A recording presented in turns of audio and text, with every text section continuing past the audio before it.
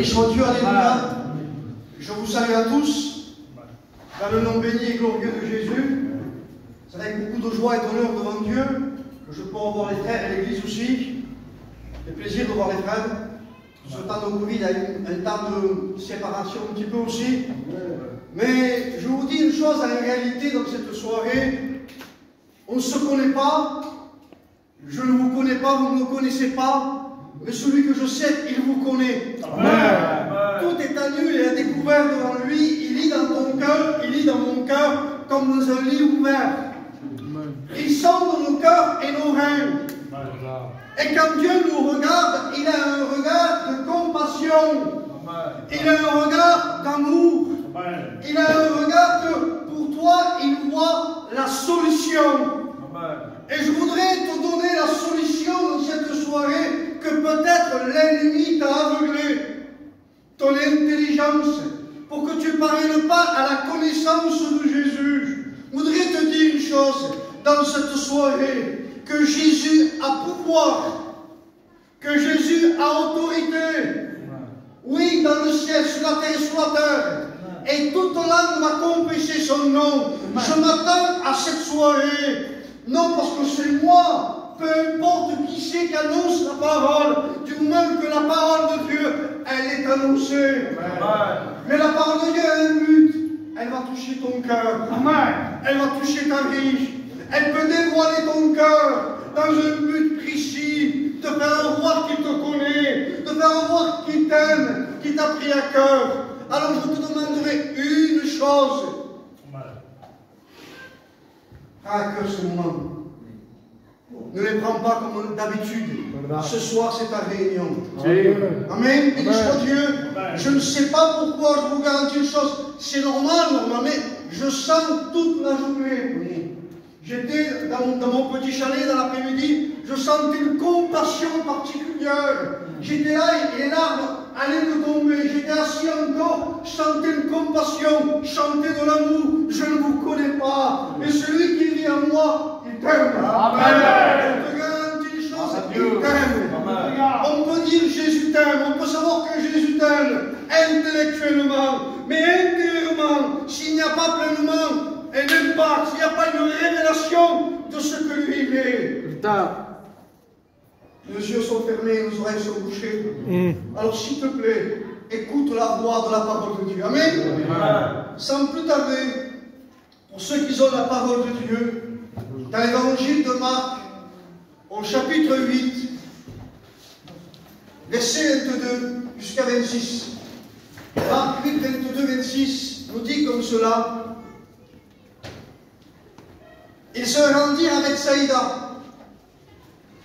Et on emmena vers Jésus un aveugle, qu'on le pria de toucher. Il prit l'aveugle par la main et le conduit hors du village. Puis il mit de la salive sur les yeux, lui imposa les mains et lui demanda s'il voyait quelque chose. Il regarda et dit, j'aperçois les hommes, mais j'en vois comme des arbres qui marchent. Jésus lui mit de nouveau les mains sur les yeux, et quand l'aveugle regarda fixement, il fut guéri et vit tout distinctement. Alors Jésus le renvoya dans sa maison en disant, écoutez ceci, en disant, n'entre pas au village. Nous voyons une scène de Jésus. Jésus se trouve bien sûr en Israël. Et à un moment donné, quand Jésus marchait de lieu en lieu, allait de l'un lieu, bien sûr, les gens venaient de gauche et de droite, de toutes parts, pour voir Jésus, pour entendre Jésus, pour toucher Jésus, pour recevoir un miracle de la part de Jésus. Et Jésus se trouve dans une ville. Et le nom de cette ville nous est mentionné. Elle nous est donnée comme cela qu'elle s'appela Bethsaïda, la maison de la pêche. aussi la maison de la chasse. Et Jésus se trouve dans cette ville. Et les gens le pressent, les gens le touchent, les gens vont vers lui et il y apporte un aveugle. Et il apporte Jésus. Et il le donne à Jésus pour qu'il touche Jésus et que Jésus le guérisse. Il n'y a pas de problème. Jésus a dit, je suis la lumière du monde.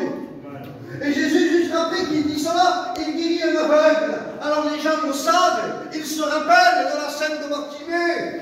Les gens le savent. Alors ils apportent l'aveugle de Bethsaïda. Et ils le placent devant Jésus. Il dit, il le touchera, il sera guéri. Une personne intelligente.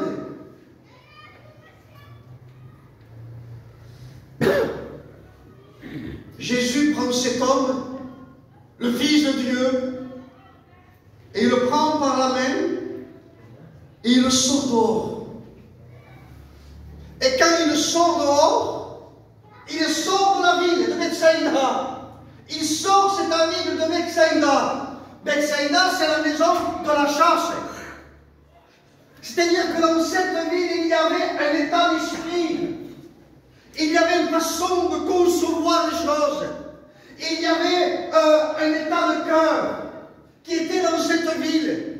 Et dans Bethsaïda, c'était la chasse. Et à un moment donné, dans la parole de Dieu, il nous est parlé de Nimrod. Nimrod est un homme qui se tenait face à l'Éternel, un vaillant chasseur.